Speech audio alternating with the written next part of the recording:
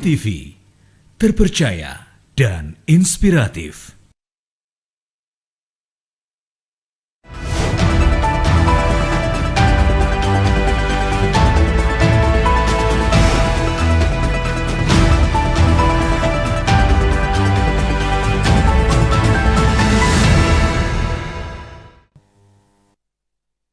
Assalamualaikum warahmatullahi wabarakatuh. Pemirsa Duta TV, apa kabar? Seperti biasa, saya Fatia kembali membahas di Lensa Banuakal dengan tema-tema yang menarik. Dan juga kita akan mendengarkan sudut pandang dari Dewan Litbang Duta TV dan juga dutatv.com. Beberapa waktu yang lalu pemirsa ramai nih pemberitaan di media mainstream, apalagi media sosial yang liar sekali bicara soal UMKM, kriminalisasi UMKM, yakni Mama Khas Banjar yang kemarin di akhir tahun 2024 viral. Karena memang kita tahu masyarakat Kalimantan Selatan terhadap UMKM satu ini yang menjual aneka frozen food dan juga makanan-makanan lokal.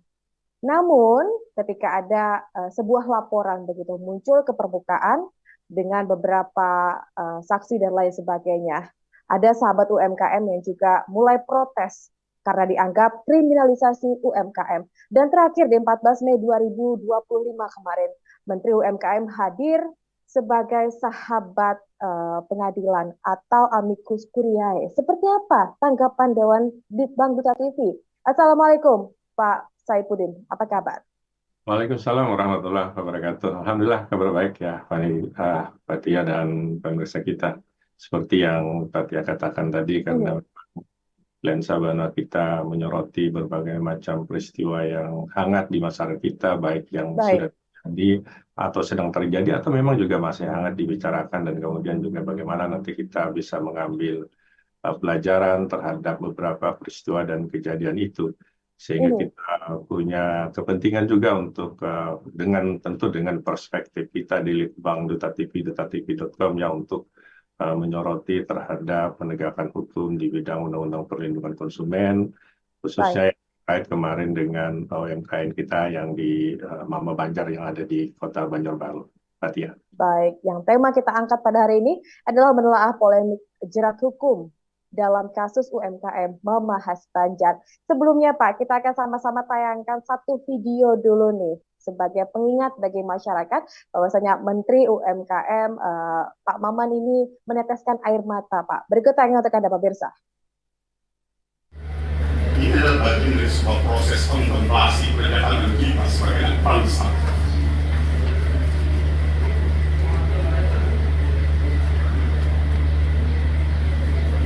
Penegakan hukum wajib kita jalankan. Tapi kita menginginkan bahwa proses penegakan hukum itu tidak semata-mata hanya dilihat dari aspek hukum formal. Tapi mari kita sama-sama lihat dalam hukum substantif. Tampil sebagai sahabat pengadilan, sekaligus membela pengusaha UMKM Mama Khas Banjar, Firly, Menteri Usaha Mikro Kecil dan Menengah Republik Indonesia, Maman Abdurrahman, tak kuasa menahan kesedihan melihat Firly sebagai terdakwa dalam kasus pelanggaran Undang-Undang Perlindungan Konsumen. Menteri yang mengurusi pengusaha UMKM ini meneteskan air mata karena menganggap dirinya turut bersalah karena telah membuat salah satu UMKM harus berhadapan dengan hukum dan belum mendapatkan pembinaan seutuhnya tentang label dan masa kadaluarsa.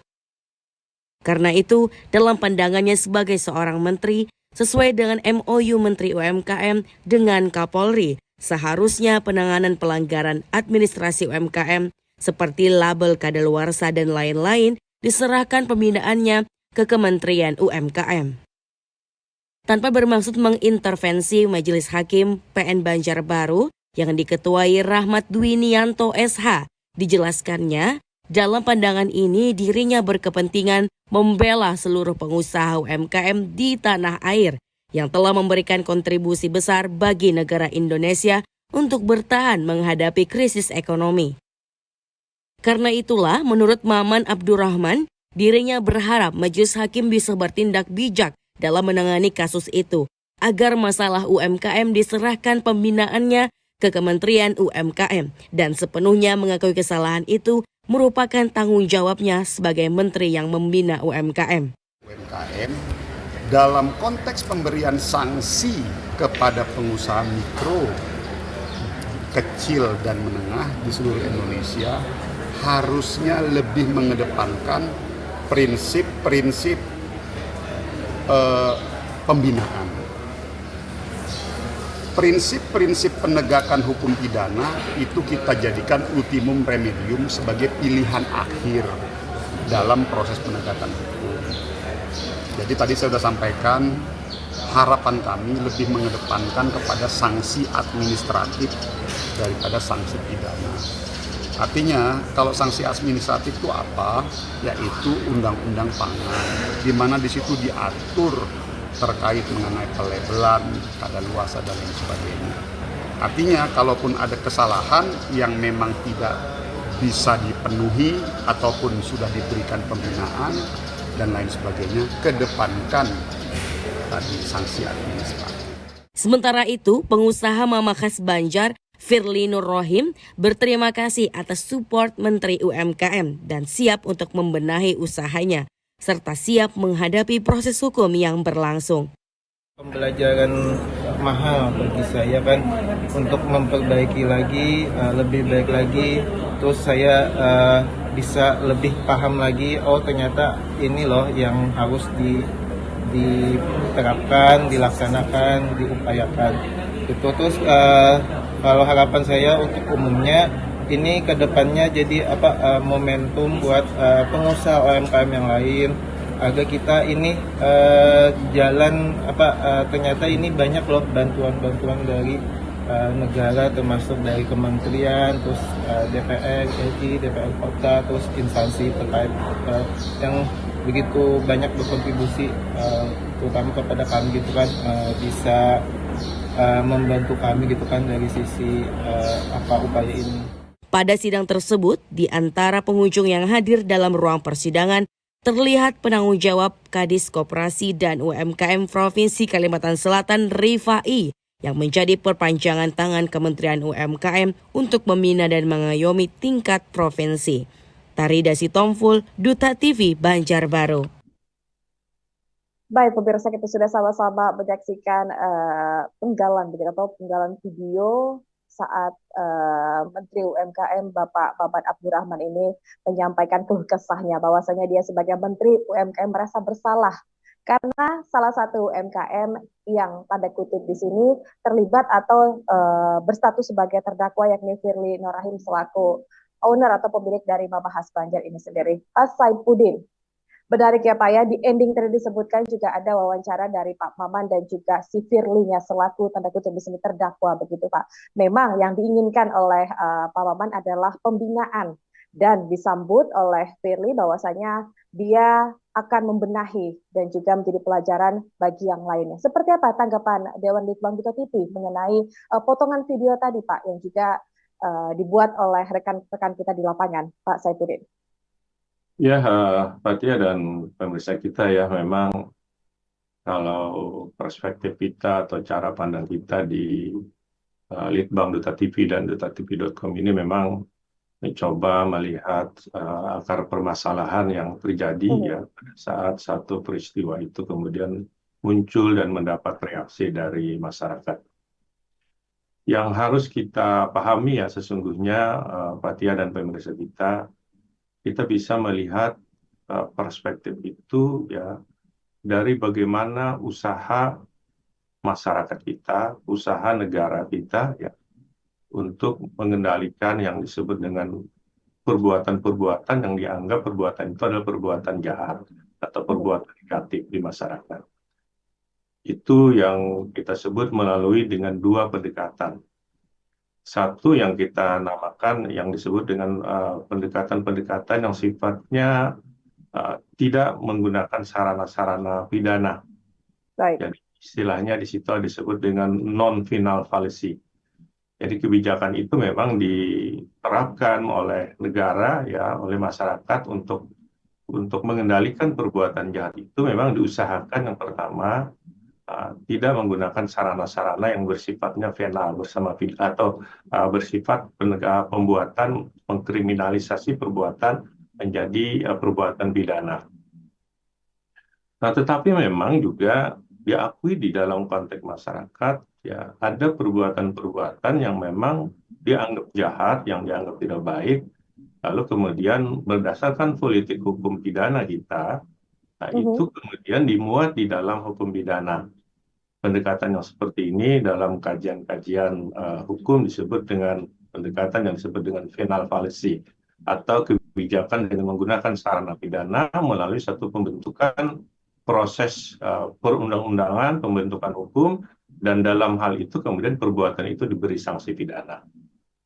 Nah, kita melihat sesungguhnya, Fatia dan pemirsa kita, ya Undang-Undang Perlindungan Konsumen, ya itu Mhm. memang juga ya bagian dari satu paket dalam kajian-kajian hukum pidana, termasuk kejahatan-kejahatan di bidang perekonomian. Artinya begini, dalam setiap orang yang berusaha pun, ya, dalam kegiatan-kegiatan usaha dari sebagai bagian dari kegiatan masyarakat kita, juga dimungkinkan muncul ada orang-orang yang beritikat tidak baik, yang atau Mhm. beritikat jahat di situ dalam Baik. mengelola kegiatan-kegiatan usahanya, Mhm. kegiatan-kegiatan bisnisnya. Nah, kegiatan-kegiatan usaha dan kegiatan bisnis itu yang bisa merugikan masyarakat, ya salah satunya adalah di bidang pangan dan di bidang perlindungan konsumen ini. Jadi oleh karena itu memang undang-undang menetapkan ya ada perbuatan-perbuatan yang memang harus diwajibkan kepada pelaku usaha, yang kalau itu tidak diwajibkan nanti bisa menimbulkan potensi merugikan kehidupan masyarakat kita. Kalau kita kait dengan undang-undang pangan, ya itu berarti terkait dengan keselamatan orang mengkonsumsi pangan itu. Baik. Kalau kita kait dengan undang-undang perlindungan konsumen, itu terkait dengan bagaimana konsumen itu dilindungi ya dari bahan-bahan yang berbahaya, bahan-bahan yang Mhm. beracun di sana, Mhm. dan peredaran-peredaran yang tidak standar di situ ya, yang terkait dengan keselamatan orang pada saat mengkonsumsi. Walaupun juga dalam teori-teori perlindungan konsumen itu ada juga yang disebut dengan konsumen cerdas, untuk kemudian dia bisa melihat Memilah sebelum ya. membeli atau Mhm. mengkonsumsinya. Baik. Nah, jadi kalau kita lihat dari perspektif yang seperti itu, ya memang eksistensi atau keberadaan Undang-Undang Perlindungan Konsumen kan namanya, Undang-Undang Pangan kan dalam konteks ya tindak pidana di bidang ekonomi atau kegiatan-kegiatan bisnis, memang eksistensinya, keberadaannya itu dianggap penting dalam kondisi Mhm. masyarakat sekarang ini, dalam rangka melindungi sekali lagi adalah kehidupan masyarakat kita secara umum, secara luas dalam mengkonsumsi pangan, dan kemudian juga dalam mengkonsumsi yang kita sebut dengan bahan-bahan yang dijual di dalam masyarakat kita.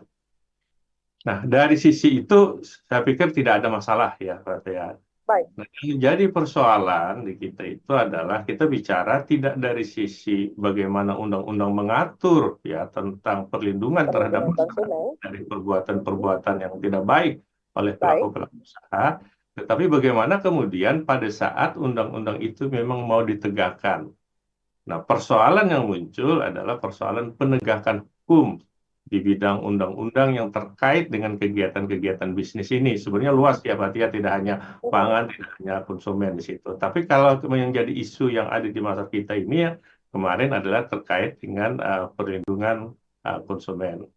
Nah, penegakan hukum ini memang dalam kajian hukum ya, Pak Tia, mempunyai porsi tersendiri dia.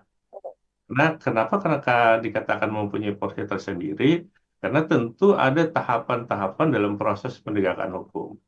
Tahapan yang pertama, ya orang berpikir normatif, artinya berpikir kan unsur-unsur pasal yang ada di dalam undang-undang itu sendiri. Kalau kita ambil contoh ini yang diterapkan oleh pihak kepolisian, ya pihak kejaksaan atau APH lah, aparat penegak hukum kemarin dalam kasus di Mama Banjar di Banjarbaru ini, itu kan adalah Undang-Undang Perlindungan Konsumen pasal 62 yang terkait dengan penglabelan pasal tentang ketentuan daluarsa itu. Nah, oleh karena itu bagi penegak hukum ya di level pertama ya berarti memang dia akan mencoba merumuskan apa unsur-unsur yang ada di dalam pasal 62 itu umpamanya ya. Ah, yang terkait juga dengan apa jongjonya ke pasal 8 yang terkait dengan penglabelan kedaluarsa itu. Nah, pada saat dia merumuskan ada fakta di dalam masyarakat orang kemudian berjualan tanpa label tadi, Iya. dicocokkan dengan aturan itu. maka mereka menganggap cocok. Pada saat menganggap cocok itu, maka mereka berkesimpulan ya di tahap awal ini telah terjadi tindak pidana karena yang diterapkan Undang-Undang Perlindungan Konsumen, maka terjadi tindak pidana yang terkait dengan perlindungan konsumen yang ancaman hukumannya lumayan besar ya di situ ya karena 3 tahun, ada 5 tahun, minimal 3 tahun dan sebagainya lah kan, seperti itu. Nah, oleh karena itu harusnya ada tahapan yang kedua ya, yang Apa itu, Pak? ya. Setelah kemudian dikualifikasi terjadinya adanya pelanggaran, maka kemudian persoalan yang kedua bagi seorang penegak hukum ya, itu kemudian berpikir karena penegakan hukum itu tidak berada pada ruang yang hampa. Ada banyak pertimbangan-pertimbangan lain, kemudian apakah pelanggaran ini kemudian mau diteruskan, itu yang kita sebut dengan sistem peradilan pidana, criminal justice system. Nah, oleh karena itu pada saat mau terus, ini kan nanti akan dilimpahkan ke kejaksaan, akan dilimpahkan ke pengadilan, yang pertimbangannya itu sesungguhnya ya dalam kajian-kajian penegakan hukum tidak semata-mata didasarkan kepada terpenuhinya unsur tadi. Melainkan? Melainkan banyak pertimbangan-pertimbangan yang lain yang terkait dengan hukum secara luas. Karena kalau orang bicara tentang unsur pasal tadi, orang bicara tentang menegakkan undang-undang. Orang ditegakkan undang-undang perlindungan konsumen. Tapi polisi itu bukan hanya penegak undang-undang. Jaksa bukan hanya penegak undang-undang. Hakim bukan hanya penegak undang-undang, tapi disebut penegak hukum. Hukum itu lebih luas artinya daripada sekedar undang-undang di situ. Karena dalam hukum itu ada nilai-nilai yang harus diperhatikan juga pada saat menegakkan undang-undang. Nah, ini yang menjadi perdebatan di dalam masyarakat kita karena disebutlah yang disebut dengan hukum itu tidak berada dalam ruang yang hampa. Lalu dipertanyakan, ya, apa kebermanfaatannya di sana? Nilai-nilai keadilannya sebelum ini diteruskan menjadi satu proses penegakan hukum. Ya. Nah, yang jadi persoalan di kita ini ya, Pak ya, di dalam kasus ini yang nanti menarik kita perhatikan, sejumlah variabel-variabel itu adalah variabel-variabel yang mempengaruhi penegakan hukum tadi ternyata bersifat sensitif. Maka dalam kajian-kajian hukum itu sebenarnya bukan saja pembentukan hukum substansi yang sensitif, tetapi ada penegakan hukum pun juga yang bersifat sensitif. Kenapa sensitif? Karena menyangkut harkat dan martabat atau harkat keinginan kepentingan masyarakat banyak. Nah, disinilah mereka akan berhadapan dengan satu komunitas yang disebut dengan UMKM.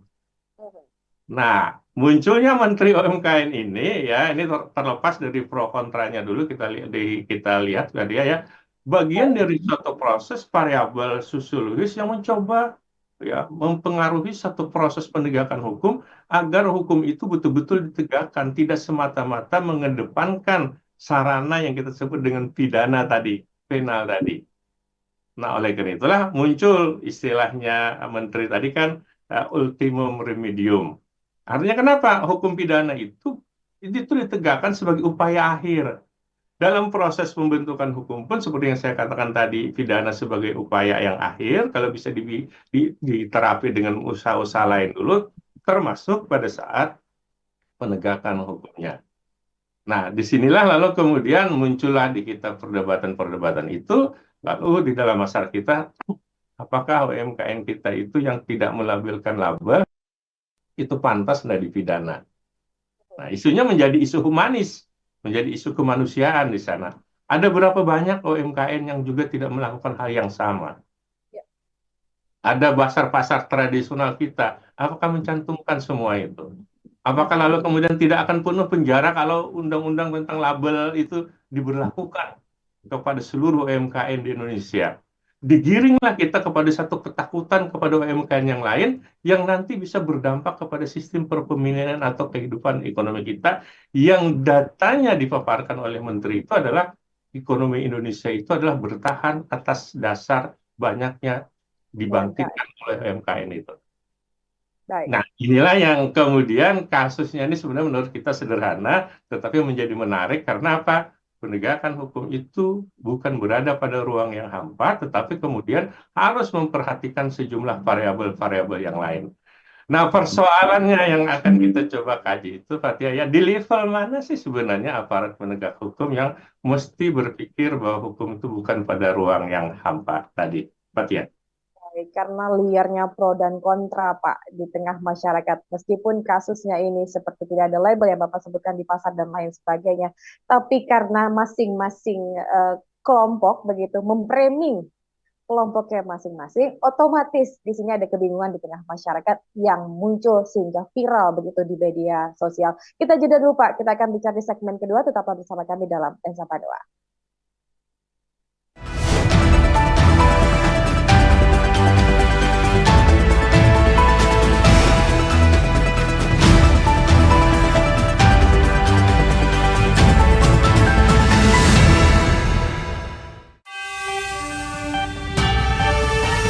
Selamat malam pemirsa, informasi teraktual dalam Duta Malam kembali hadir menemani Anda. Sejumlah informasi teraktual telah kami siapkan untuk Anda, di antaranya.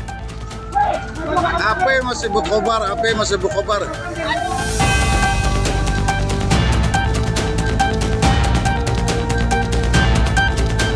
Dinas PUPR Kota Banjarmasin terus menggenjot pengerjaan pembenahan trotoar dan drainase di 3 ruas jalan di Banjarmasin yang baru mencapai 80%. Pasang surut air laut dan faktor cuaca diakui menjadi salah satu kendala pengerjaan proyek tersebut.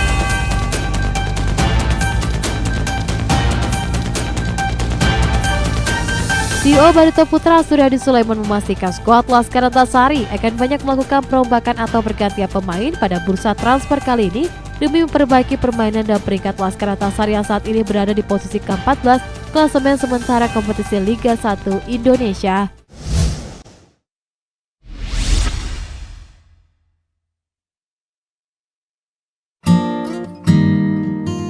Jumat sore, Jumat Inspirasi.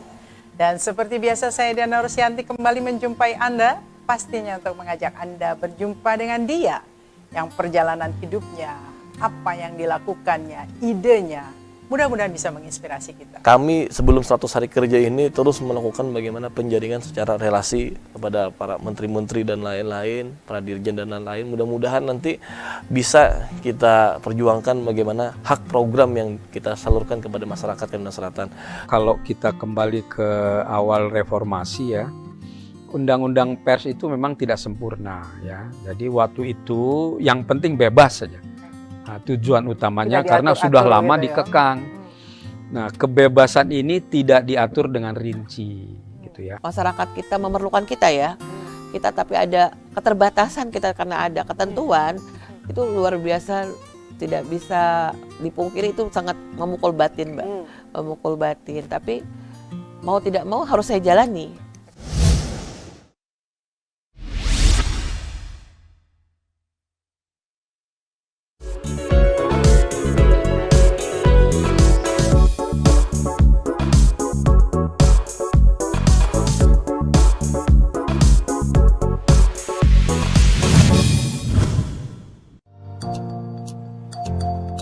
Halo di Unikers. Nah, kali ini kita akan membahas tentang pohon paling menakutkan dan memiliki bentuk yang tidak biasa.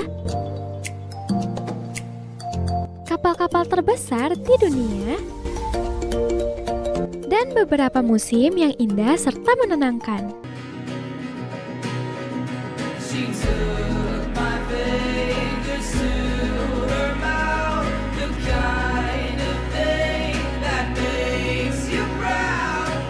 You at the dive bar to go shoot some pool. Make fun of the cowboys with the neck tattoos.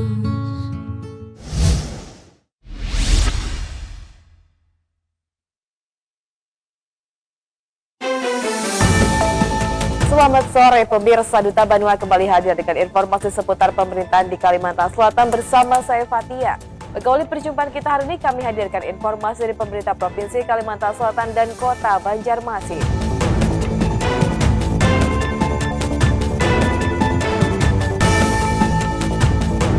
PPLPD Kalsel mencatat adanya capaian pembinaan prestasi sebesar 20%. 20% total prestasi ini diperoleh sejumlah olahraga seperti sambo, renang hingga taekwondo.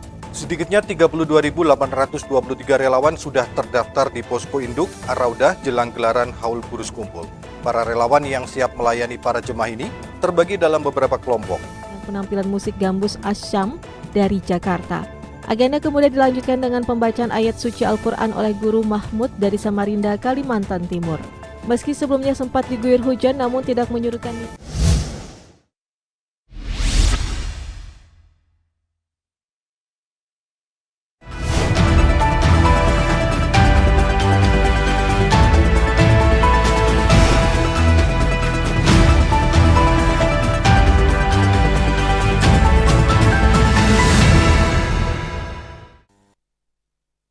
Ya, terima kasih pemirsa, Anda masih bersama kami, masih bicara soal menelaah polemik jerat hukum dalam kasus UMKM Mama Khas Banjar yang lagi trending di media sosial. Dan sebelum kita bicara di segmen kedua ini, pemirsa, kami akan menayangkan sebuah video yang bicara soal dasar-dasar hukum dari Ditkrimum itu sendiri. Berikut tayangan untuk Anda, pemirsa. Direktorat Reserse Kriminal Khusus Kepolisian Daerah Kalimantan Selatan akhirnya angkat bicara terkait tuduhan kriminalisasi pemilik minimarket Mama Khas Banjar yang merupakan pelaku UMKM di Banjarbaru. Kasubdit 1 di Treskrimsus Polda Kalsel AKBP Amin Ropi menegaskan sudah melaksanakan penyelidikan hingga penyidikan sesuai prosedur.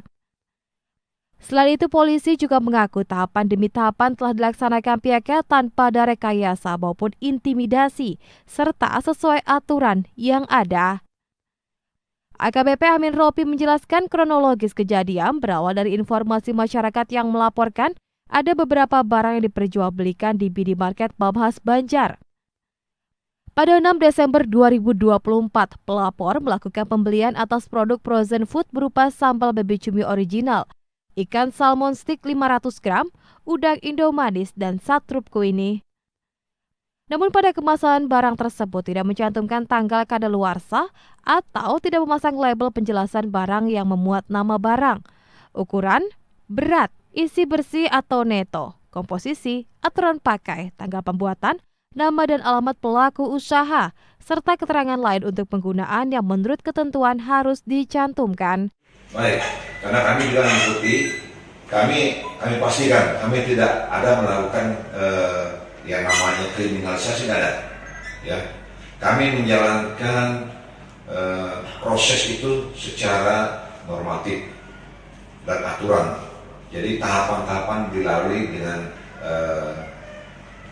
tahapan yang berurutan, baik dari penyelidikan maupun penyidikan. Jadi sebenarnya tidak ada untuk itu kriminalisasi lah, apalah, tidak ada.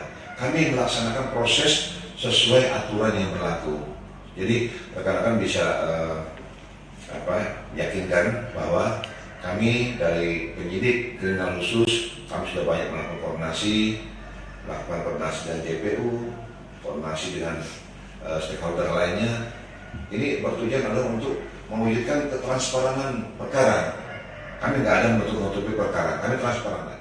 Dalam penyitaan barang bukti, Ditkrimsus Polda Kalsel turut menyita 35 jenis barang bukti dengan item-item berbeda yang disita sesuai dengan prosedur.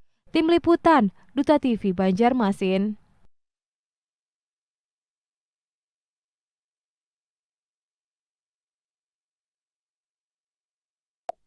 Dasar-dasar hukum dari Ditkrimsus, bahwasanya dia menyatakan tidak ada intimidasi dan tidak ada kriminalisasi terhadap UMKM. Mereka sudah melakukan sesuai normatif dan juga aturan. Tapi di sounding, di segmen pertama awal tadi, humanis juga harus disisipkan dalam penegakan hukum ini sendiri. Seperti apa Pak Saipudin melihat statement dari Ditkrimsus tadi? Ya, Fathia dan pemirsa kita ya, kita memahami ya cara berpikir yang disampaikan oleh aparat penegak hukum kita. Baik. Yang disampaikan tadi oleh Krimsus Polda Kalsel maupun yang kita juga dengar dari penjelasannya kejaksaan, didengar pendapat dengan Komisi 3 kemarin ya Fathia. Jadi persoalan sebenarnya penegakan hukum itu sekali lagi adalah istilahnya aja sebenarnya kalau kita bisa dalam kajian-kajian keilmuan memang tidak ada kriminalisasi itu. Kriminalisasi itu sebenarnya proses satu perbuatan jahat yang kemudian diberi sanksi pidana. Jadi kriminalisasi itu dalam kajian-kajian pembentukan hukum pidana, jadi bukan dalam kajian penegakan hukum pidana. Tapi istilah kriminalisasi itu kemudian menjadi populer pada saat orang yang sengaja dikriminalkan atau sengaja dikenakan hukum pidana gitu ya. Tapi dari sisi keilmuan kita harus sampaikan juga kepada pemirsa kita, nggak ada kriminalisasi dalam penegakan hukum. Kriminalisasi itu ada dalam pembentukan hukum, dalam kajian-kajian hukum pidana. Ya. Tapi kalau orang bicara secara populer, kriminalisasi terkait dengan penegakan hukum itu seolah-olah yang memang orang itu sengaja dijadikan target ya untuk kemudian diproses secara hukum pidana di situ. Nah, oleh karena itu kalau kita ikuti cara berpikirnya ya, Fathia dan pemirsa kita, memang di level, sekali lagi di level penyidik, ya dari penyelidikan ke penyidikan, di situ ada penyelidik dan penyidik, dia itu memang berpikir seperti yang diakui oleh Kremsus Polda tadi, berpikir normatif. Berpikir aturan ya. itu artinya dia berpikir berdasarkan undang-undang, aturan. Ya, kalau istilah kita tuh dia melihat bunyi pasalnya. Ya, kalau bunyi pasalnya ditarik unsurnya, dicocokkan dengan peristiwa yang ada di masyarakat gitu. Ya, nah itu sesungguhnya dalam kajian-kajian hukum, termasuk dalam penegakan hukum, dia adalah menegakkan level 1 atau level yang terluar dari hukum yang disebut dengan dogmatik hukum. Dogmatik hukum itu isinya adalah norma hukum, isinya adalah perundang-undangan. Jadi dia memang melihat ya seperti kualifikasi perbuatan yang dicocokkan dengan peristiwa tertentu di dalam masyarakat kita, cocok atau tidak. Sebatas itu dia mengatakan cocok, dia akan mengkualifikasi ada peristiwa pidana. Kalau ada peristiwa pidana naik ke penyidikan, siapa yang menjadi tersangkanya di sana. Baik. Jadi sesederhana itu sebenarnya. Nah, oleh karena itu memang menurut kita di Litbang Duta TV dan dutatv.com itu seorang aparat penegak hukum di level atas dari penyidik itu ya katakanlah di level anggap aja ya perwiranya di sana ya. Nah, itu tidak berpikir hanya dogmatik hukum, tetapi harus berpikir ke tingkatan yang lebih tinggi dari lapisan ilmu hukum itu. Kita menyebutnya di sana ada teori hukum dan lapisan yang paling dalam disebut dengan filsafat hukum. Nah, dalam teori hukum itulah lalu kemudian ada ajaran-ajaran tentang sejumlah variabel-variabel, asas-asas yang nanti akan menentukan apakah suatu kasus itu layak atau tidak diajukan dalam satu proses hukum selanjutnya dalam criminal justice system kita, dalam sistem peradilan pidana kita. Jadi di situ akan menentukan sejumlah pertimbangan. Maka dilihatlah asasnya, dasarnya. Saya sering mengatakan bahwa pada saat bicara tindak pidana, umpamanya saja ini di bidang konsumen, ya, ini berarti kita bicara tentang kegiatan tindak pidana yang terkait dengan kegiatan perekonomian, tindak pidana perekonomian yang terkait dengan kegiatan bisnis. Oleh itu, apakah kegiatan bisnis ini secara teori hukum termasuk bagian yang sensitif atau tidak? Sensitif itu nanti akan bisa kemudian mendrive simpati dan humanisme masyarakat kita di situ. Nah, ini yang harus menjadi bahan pertimbangan pada saat nanti walaupun sudah terpenuhi unsur ada peristiwa pidana di sana, ini mau dilanjutkan. Dan dicocokkan ya. Nah, maka disitulah yang saya katakan orang akan kembali ke tingkatan yang lebih tinggi secara filsafat hukum. Maka nilai dasar hukum ya itu juga ada yang disebut dengan kebergunaan dan kebermanfaatan. Di samping kepastian, dan di samping itu juga ada keadilan. Ini keadilan bagi siapa yang mau ditegakkan ini? Mungkin muncul keadilan bagi masyarakat konsumen kah? Atau keadilan ya bagi pelaku yang di belakang itu juga banyak orang-orang yang ada berusaha di bidang yang sama. Atau kebermanfaatannya ini lebih banyak manfaatnya atau mudaratnya pada saat hukum ini kita tegakkan. Nah, oleh itu ini yang diajarkan, yang dikaji dalam teori dan filsafat hukum di situ. Jadi penegakan hukum bukan hanya penegakan undang-undang yang saya katakan di awal tadi, tetapi harus menegakkan juga dasar-dasar pikiran hukumnya, harus menegakkan juga dasar-dasar filosofis dari hukum itu. Agar sekali lagi ya Fathia, dia pada saat ditegakkan itu benar-benar yang saya istilahkan katakan di litbang kita di dutatv.com itu nanti adalah bahwa penegak hukum itu pada saat menegakkan hukum itu memang harus dibenci oleh penjahat, tetapi dia harus disayangi oleh orang yang baik. Jadi tidak boleh kita akhirnya di situ mengedepankan satu proses yang istilah kita itu ya tanpa menghiraukan hal-hal yang sejumlah variabel yang kita sebutkan tadi dalam tataran teori dan filsafat hukum. Oleh itu, pemahaman mereka terhadap undang-undang, norma hukum tidak cukup. Mereka harus lihat juga latar belakang dari sisi-sisi yang lain pada saat hukum itu dibentuk. Pada saat undang-undang perlindungan konsumen itu dibentuk, dia masuk kualifikasi di bidang apa? Apakah dia masuk hukum yang sensitif atau tidak di situ? Atau kemudian kalau kita bicara tentang kejahatan yang ada di dalam kegiatan-kegiatan bisnis itu, ini dia lebih banyak kepada aspek kebermanfaatannya kah? Aspek kepastiannya kah? Atau aspek keadilan? Dan keadilan siapa yang paling banyak diperjuangkan dalam konteks undang-undang yang terkait dengan kegiatan bisnis ini? Itulah lalu kemudian nanti yang bisa merekonstruksi apakah perkara ini akan diteruskan atau tidak dalam satu proses yang kita sebut dengan peradilan pidana. Itu satu sisi ya, Pak Tia, yang kaitan dengan kajian-kajian normatif, kajian-kajian hukum. Dan oleh karena itu tidak cukup hanya memahami ilmu hukum normatif, tetapi juga harus mempelajari atau mendalami dalam konteks asas dan teori hukum serta filsafat hukumnya atau dasar-dasar filosofis dari satu kejahatan yang dirumuskan dalam satu undang-undang itu. Nah, di sisi yang lain, nah kita berhadapan dengan peradaban baru sekarang. Baik, media sosial ya Pak ya. Ya, kita di dutatv.com ini Pak Tia sering katakan peradaban baru yang sekarang ini ya oleh beberapa ahli disebut dengan peradaban digital. Masyarakat yang dibentuk sudah menjadi masyarakat digital atau yang disebut dengan network society. Masyarakat berada dalam jaringan yang orang-orang berada dalam jaringan itu tidak saling mengenal, tetapi kemudian menunjukkan identitasnya. Satu, identitas jati diri kita yang sebenarnya, yang kita bermain di media sosial itu, berarti ya. Dua, identitas yang kita lekatkan kepada diri kita, seperti seorang hero. Atau tiga, identitas yang akan kita bangun di masa depan, ingin seperti apa kita ini citranya. Atau ada juga yang disebut dengan identitas-identitas palsu. Nah, terhadap ini, satu proses penegakan hukum, kalau kita hadapkan dengan network society ini, maka pada saat dia berhadapan dengan konsep-konsep humanis, kepentingan kelompok yang banyak, ya, mereka merasa memanggil jiwanya untuk meletakkan dirinya menjadi akun-akun persona yang sifatnya herois. Oleh karena itu tidak heran bagi kita sebenarnya pada saat kemudian ada seseorang yang dia punya ada kepentingan yang sama dan dia ingin perjuangkan, muncul semua. Maka kita memaklumi banyak juga yang kemudian sependapat dan mendukung perjuangan Mama Khas Banjar ini. Yang kemudian terminologinya seperti yang diungkapkan oleh Menteri UMKM tadi. Tidak pantas mereka dipidana.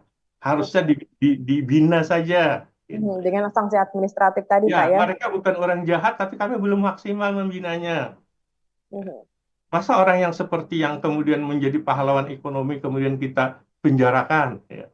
Dan di belakang mereka sekali lagi ya, kalau kita lihat di pasar-pasar tradisional, saya katakan tadi ya, hampir semua nggak ada label-label yang sifatnya daluarsa tadi. Yang kalau kita mau menerapkan norma hukum saja, dogmatik hukum saja, ya hampir semua orang bisa masuk penjara di situ. Nah, memanggil hero orang di situ. Lalu kemudian banyaklah komentar yang terjadi. Nah, ini yang kita katakan, inilah yang kita sebut dengan network society tadi, karakteristiknya. Nah, oleh itu harus disadari betul oleh kita, Fatia dan pemirsa kita ya, satu sisi penegakan hukum tidak sekedar hanya menegakkan undang-undang, tetapi juga harus tahu dasar-dasar teori dan filsafatnya yang terkait dengan jenis kejahatan dan kemudian belajar seperti apa dulu undang-undang perlindungan konsumen ini dibuat. Baik dalam satu proses yang saya katakan tadi adalah pendekatan non-final atau finalnya, atau juga dalam proses penegakan hukum, tambah lagi dengan kondisi peradaban digital masyarakat kita sekarang ini, Fatia. Baik, apa mungkin Pak sikap bijak masyarakat? Karena kan kalau kita lihat saja ini ada kubu-kubu UMKM dan juga aparat penegak hukumnya nih Pak, di mana mereka tanda kutip seperti kita sebutkan saling mengkriminalisasi, apalagi di dunia maya atau di dunia digital ini kan sangat liar nih Pak. Apa mungkin yang bisa dilakukan kita sebagai masyarakat? Kita bahas di segmen ketiga, tetaplah bersama kami di Lensa Banua.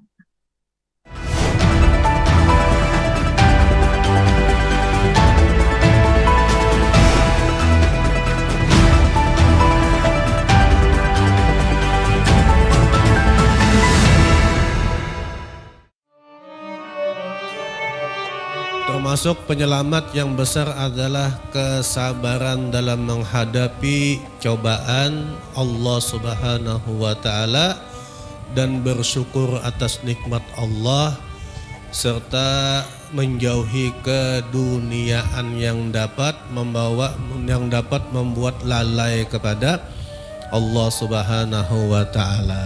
Pandai mengatur sabar. Habis itu kita mendapatkan pula yang namanya kejujuran. Maka itu menjadi wasilah kita untuk mendapatkan syafaat Nabi Muhammad SAW.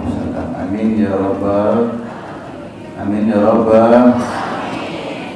Di antara sunat puasa itu menjaga pamandiran daripada sesuatu yang tiada layak baginya.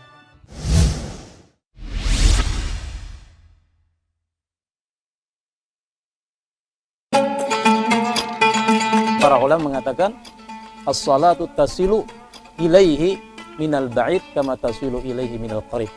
Bersalawat kepada Nabi SAW itu sampainya itu sama aja, baik nang jauh ataupun nang dekat. Banyakin lagi salawat pian, insya Allah Nabi SAW akan membalas pian langsung. Yang mana ujar Nabi apa? Salawat 1 kali, Allah akan membalas 10 kali. Kalau masih bandel, belum diakikahi, bisa jadi itu diakikahi belum. Karena selamanya belum diakikahi, setan itu masih memeluk. Karena ketika orang keluar dari perut ibunya, yang pertama kali buah yang kita lihat kan bidan ambil anak kita, yalah. Padahal bukan bidan buah, setan yang duluan menjemput. Tapi ulun pernah pian diundang orang guru aja, ulun hendak makikahi, pian menyembah ya kajul. Pokoknya pegang kan. Sakalina tuh ayam nena. La ilaha illallah. Ulun lihat, mohon maaf, nang laki pegawai, nang bini pegawai. Ini kan pantas gini, ayam gini. Orang itu yang benar-benar susah. Pas saja kah?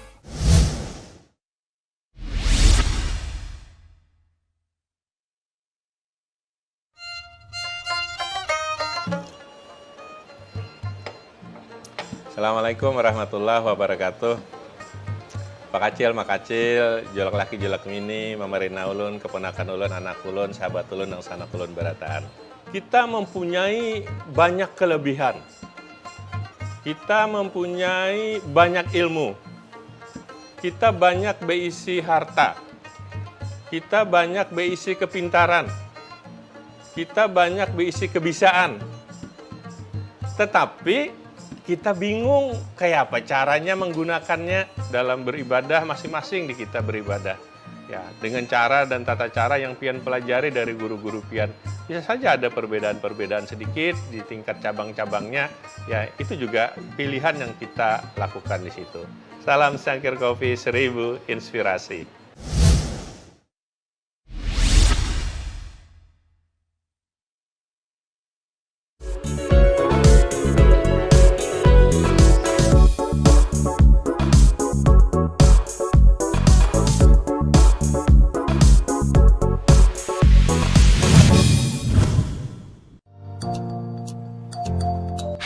Halo Unikers, nah kali ini kita akan membahas tentang pohon paling menakutkan dan memiliki bentuk yang tidak biasa. Kapal-kapal terbesar di dunia. Dan beberapa musim yang indah serta menenangkan.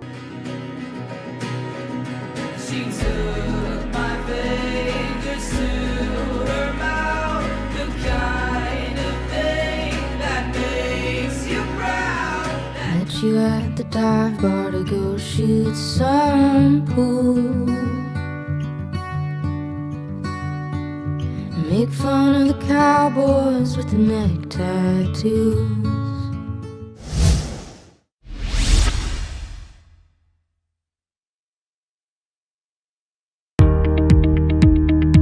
Bisnis besar batubara yang memang menjadi bisnisnya di Kalimantan Selatan, termasuk penyumbang PAD yang cukup besar, itu ternyata alurnya di sini ini bisa menjadi pemandangan tersendiri. Dan saya ingin berbincang dengan pengelola alur Ambang Barito, yaitu PT Ambang Barito Nusa Persada, atau kita lebih mengenalnya dengan Ambapers. Ambapers kan badan usaha pelabuhan ya, PT Ambapers. Jadi kita akan mengadakan pengembangan bisnis.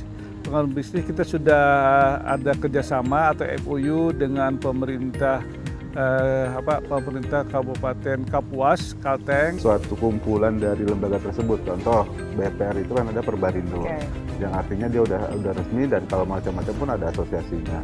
Nah, ada nggak asosiasi penjajah uang di Indonesia? Jadi individu sendiri aja. Betul. Ya? Nah, artinya kan nggak ada pengawasan kan dari masing-masing mereka. Yang kita khawatirnya itu ya sekali lagi bukan bermaksud menjudge.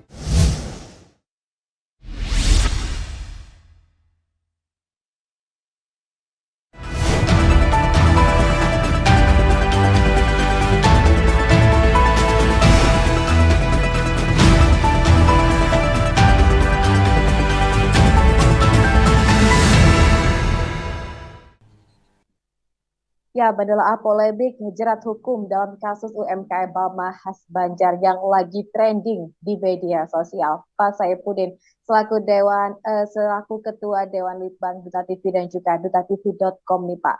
Kita tadi sudah bicara bagaimana dari sisi penegakan hukum, baik itu secara normatif dan aturan, dan ada yang paling tinggi lagi dasar-dasar hukum dan juga filsafat hukumnya sendiri. Yakni di sana ada kebermanfaatan dan juga keadilan. Pak Saifuddin, di tengah dunia digital yang semakin merajalela, kita tidak bisa memungkiri Pak ya, ketika ada salah satu kasus saja, kita ambil contoh UMKM. Di sini seperti yang Bapak sebutkan ada hero yang muncul Pak. Kemudian juga ketika dia hadir, muncul komentar-komentar netizen yang bisa saja pro dan juga bisa saja kontra dan menggiring opini, dan muncullah opini publik di tengah masyarakat. Seperti apa Pak hal bijak yang bisa dilakukan? Bukan hanya fokus pada titik satu kasus UMKM, tapi dengan kasus-kasus yang lain juga. Kayaknya polanya sama begitu Pak. Seperti apa yang bisa dilakukan masyarakat dengan bijak? Ya, Fatia dan pemirsa kita ya, menurut telahan dan penelitian kita di Litbang Duta TV dan dutatv.com ini dalam sejarah peradilan di dunia ya, memang sekarang ini ada pergeseran kepada hal-hal yang sensitif dalam satu proses penegakan hukum itu memang harus dilakukan lebih hati-hati. Dalam peradilan kita seperti yang kita tahu bahwa ada pencurian kapuk umpamanya ya, lalu kemudian adanya yang pencurian yang dilakukan oleh seorang nenek umpamanya ya, sudah singkong dan lain sebagainya Pak ya. Kemudian kalau kita bicara internasional itu Pak ya, kita bicara tentang ada peradilan atau pembiaran dari penegak hukum terhadap kasus pemerkosaan di India umpamanya ya. Atau kalau yang lebih terkenal lagi tahun 90-an itu kasus O.J. Simpson di Amerika ya, kaitan dengan kulit hitam dan kulit putih. Nah, itu memang menunjukkan kepada kita bahwa satu proses peradilan ya, yang ada termasuk di negara kita dan terakhir ini juga melanda di benua kita ya, ada hal yang sifatnya mendapatkan reaksi dari masyarakat. Nah, reaksi masyarakat itu yang muncul ya, berarti ya tentu sekali lagi yang menimbulkan simpati dari mereka yang terkait dengan kemanusiaan atau yang kita sebut dengan kepekaan secara humanis di situ.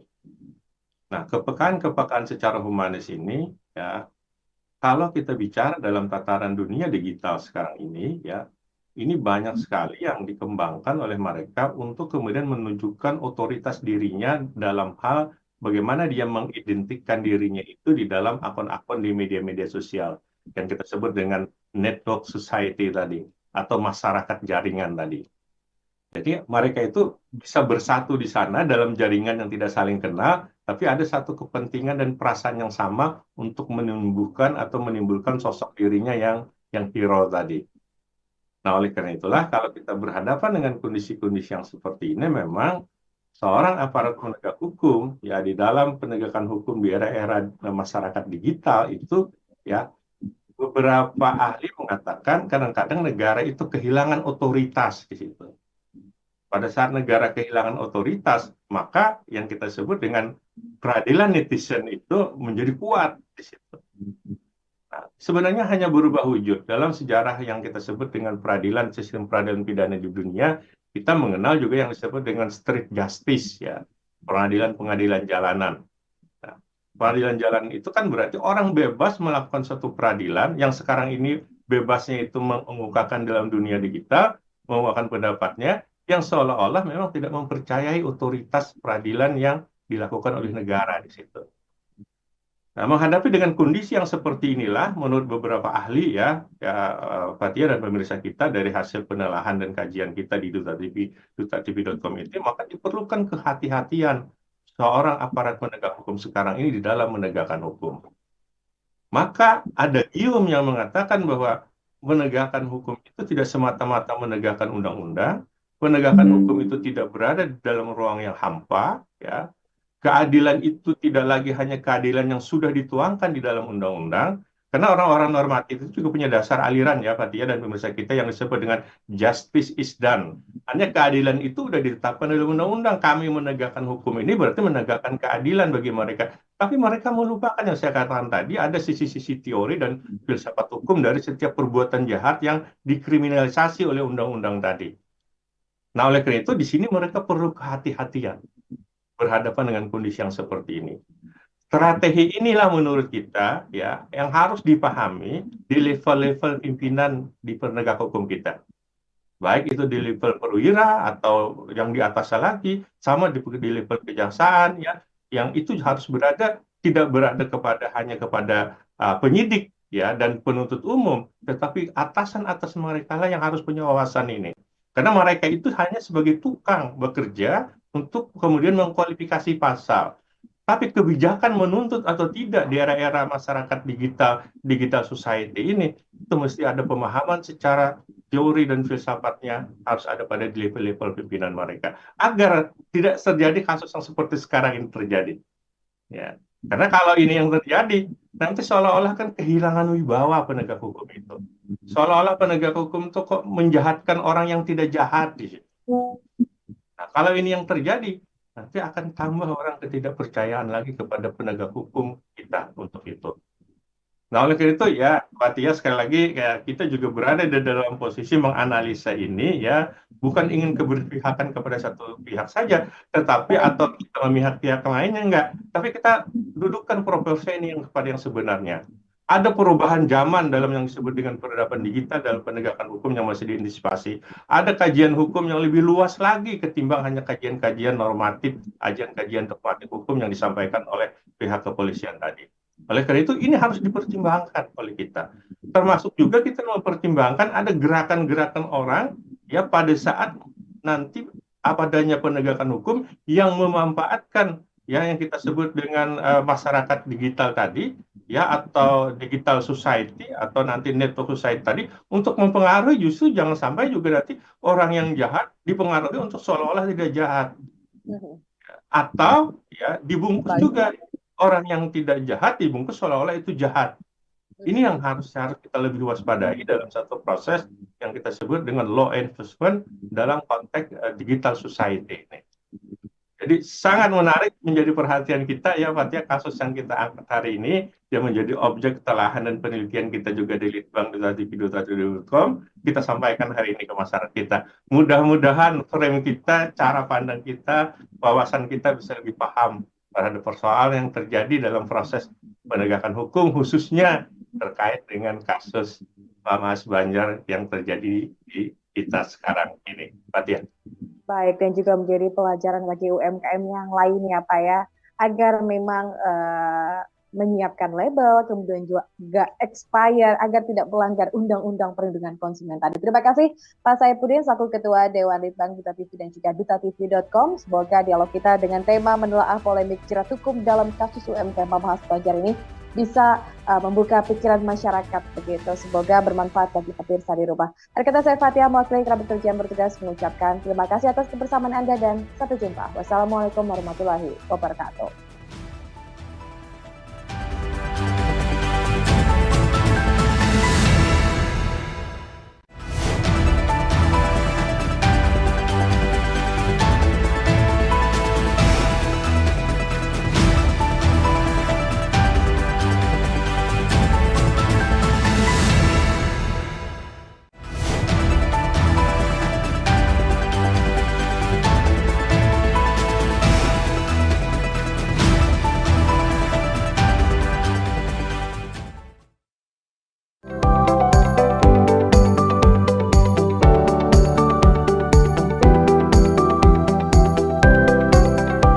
Duta TV, terpercaya dan inspiratif.